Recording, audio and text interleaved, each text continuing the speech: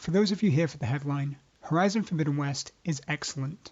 Guerrilla's sequel to Horizon Zero Dawn shows tangible improvements from the original, while taking a mostly, if it ain't broke, approach to the core loop. Forbidden West picks up where Zero Dawn left off, with the clock rolled forward 6 months, during which time Aloy searched for a backup of the Gaia system, which is required to help restore balance to the Earth's ecosystem. What we learn early on is that since the original game, blights, storms, and rampant machines have been damaging human settlements, and Aloy is the only one who can prevent a slow and painful apocalypse. At the risk of exposing the internet hive mind to spoilers, I am going to avoid showing footage of the game's big story moments, as the narrative and plot are large reasons why people want to play this game, myself included. However, I will be showing footage of fights against machines that can be found in the open world.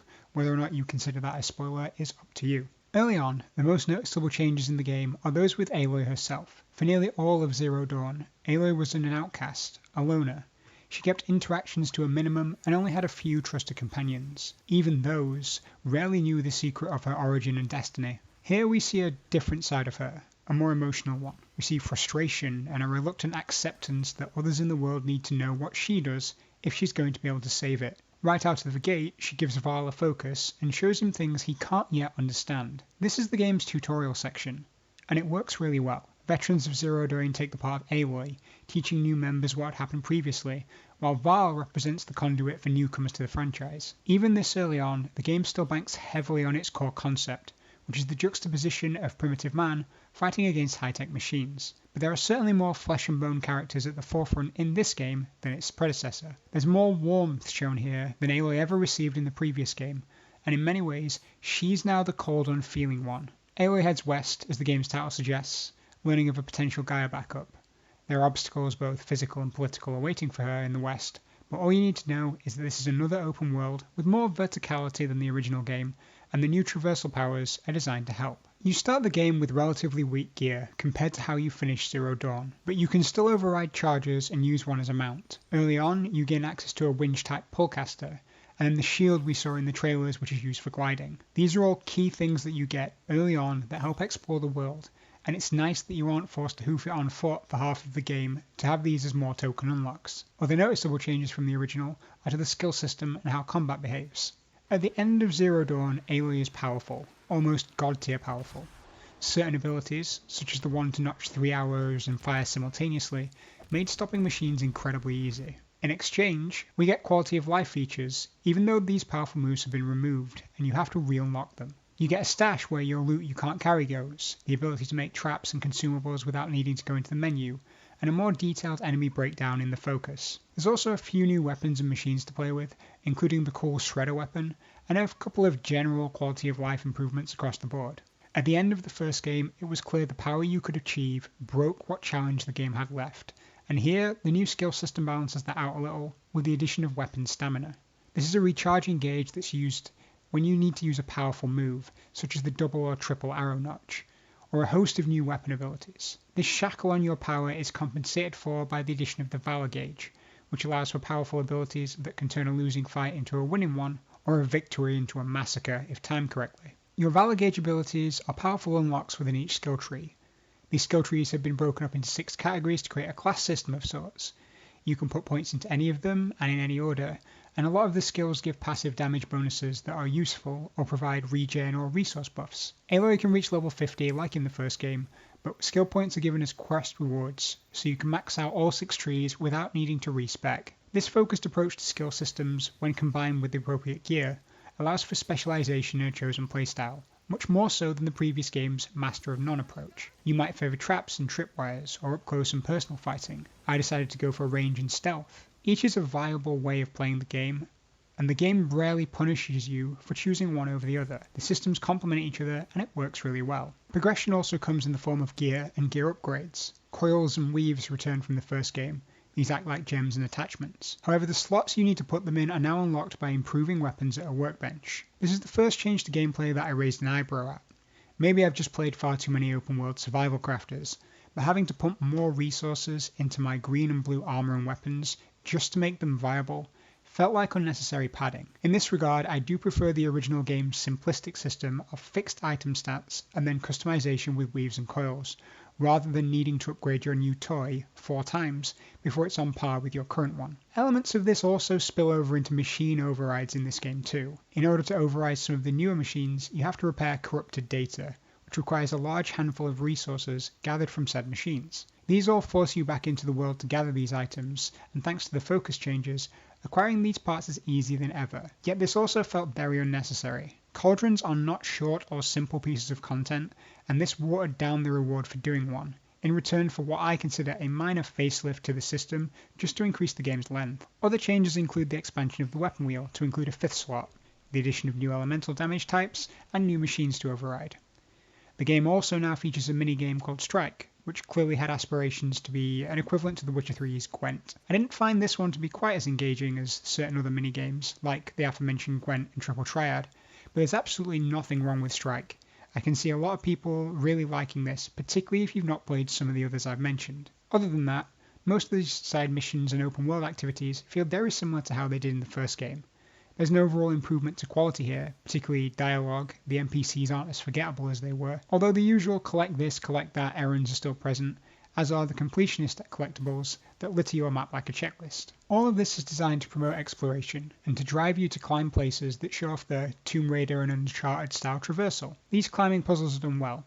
They're clearly designed to let you reach the top and admire the views, draw distance, and the world that lies at your feet. The new glider helps with that too. Yet without doubt, the game's highlight is the combat. Although many systems have been retained from the original, combat is a free-flowing experience and it's never unfair. Each machine is weak to a different type of damage, a different element, has different weak spots, and can be approached in a handful of ways. You can blast off weapons from range, so its options for attacking you are reduced, or you can light up an elemental arrow and create a chain reaction that blows the canister off its back and takes with it a huge chunk of health. Specifically, combat is strong because you can very quickly become good at it and start seeking greater rewards. The game's component system allows you to trade what could be a quick and easy kill by detonating parts to instead chipping these parts off as valuable loot. This gives combat a level of natural progression outside of the skill and gear systems, which really sets this game apart from a lot of its open world contemporaries. This creates multi-staged combat based on skill barriers and personal desire for challenge, which helps increase the game's lifespan. Fighting these monsters when they're apex variants also provides more than the standard difficulty spike.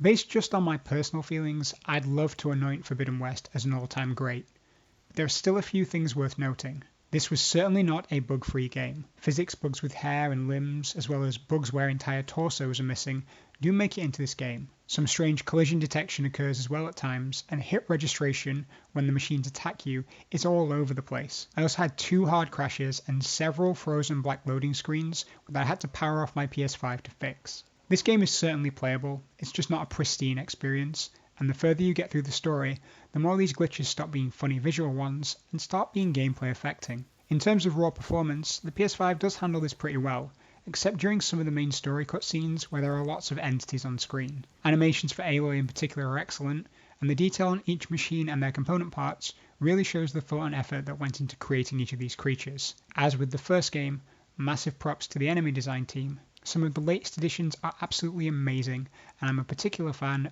of the Dreadwing and the Widemaw. The use of the haptic triggers on the PS5 controller are a bit of a mixed bag. These work well at certain contextual points in the world, such as prying doors open, but you won't really notice them during regular gameplay. These certainly aren't utilised as well as in a game like Returnal, where the half press and the full press of the trigger were entirely different actions, and they both felt unique. The closest this game does to achieving that is a slight rumble when moving through stealth glass, which is a nice indicator that you're in the right place, but doesn't accomplish anything you can't see on screen anyway. The game's greatest weakness is that it can't escape the fact that it feels like this was designed to meet quotas. The main story hits most of the storytelling cliches we'd expect.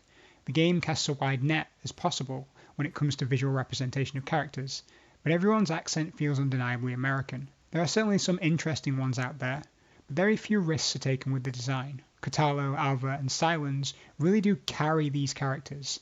Everybody else is just bland or predictable. Overall, I do class this story as a minor improvement over what we got in Zero Dawn, as there's much more focus on the us versus them theme rather than the isolation aspect that was really driving the original. I think where this game is lacking in the story department, and what would make it better, is there's a genuine lack of a strong, physicalized antagonist. There are certainly characters who come across as powerful entities, and others that are just bumbling incompetents that get their just desserts. But no antagonist lingers long enough to rise up and appear as a true threat. The closest to a true antagonist the game can muster up is the enigmatic Silence, who is really just a cold ally rather than a monstrous presence that needs defeating. It certainly didn't help that the game set the stage for a really good ending to the game and then sequel baited so hard it felt like I'd ran into a wall.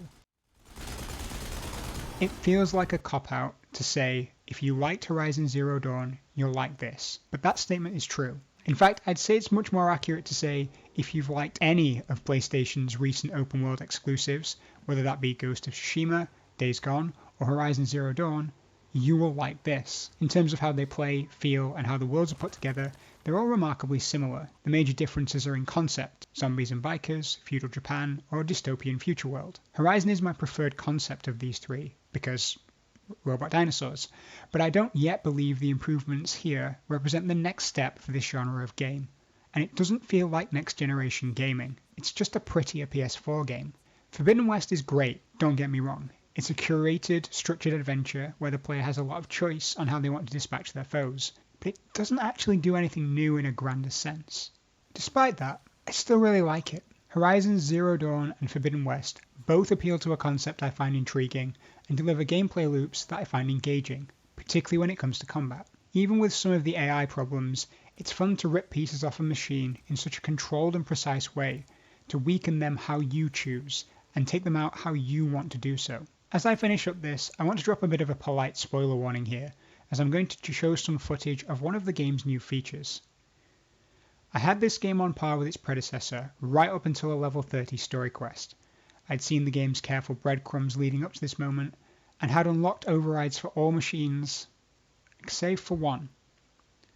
I was 99% sure that the game was going to let me do it, but a part of me, that 1%, was fearful that I was going to make it to the credits without being able to do this, the one thing I wanted from my sequel. In Horizon 3, and I definitely think we're going to get one the way this game ended, I need to now be able to surf on a snap more. That's all Guerrilla Games is missing from this trilogy to make it one of the best games out there at the moment. Forbidden West is a true follow-up to Zero Dawn, and another stellar PlayStation exclusive that I can happily recommend to anyone once they iron out these bugs.